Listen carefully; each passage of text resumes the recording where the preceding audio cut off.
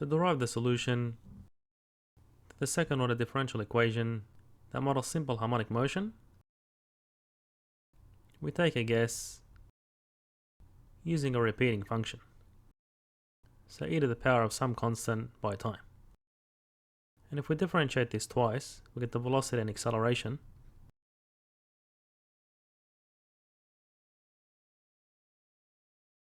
And if we substitute back into the original differential equation and factor out e to the lambda t, and for a non-trivial solution, the term in the brackets is 0. So if we square root both sides, we get the following result. And that's the complex number. So the solution to this differential equation is a superposition of two solutions, which involves a constant by the first solution plus another constant by the second solution.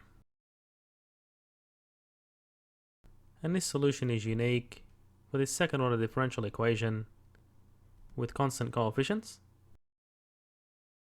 And we can manipulate this solution in different ways using trigonometric functions.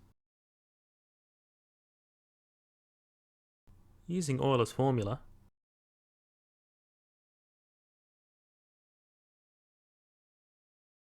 we can derive an alternative solution to this second order differential equation that models simple harmonic motion.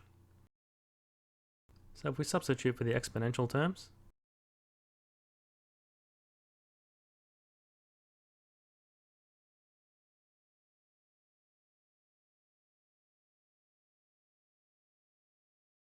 and if we group the cosine terms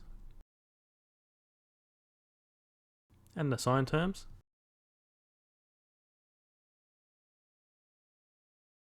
well, these are both real constants. So therefore we can write the solution as some constant by cosine omega t plus another constant by sine omega t. So for example, we may have two complex numbers that look something like this.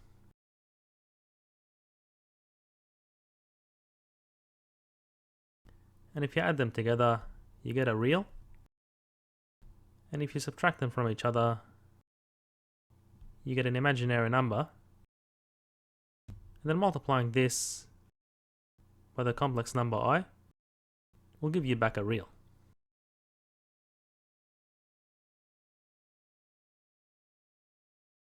We can write this solution to the ODE modeling simple harmonic motion in an alternate form.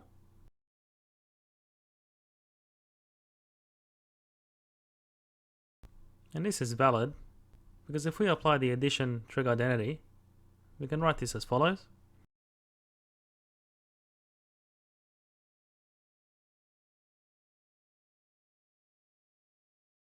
And then doing a bit of algebra,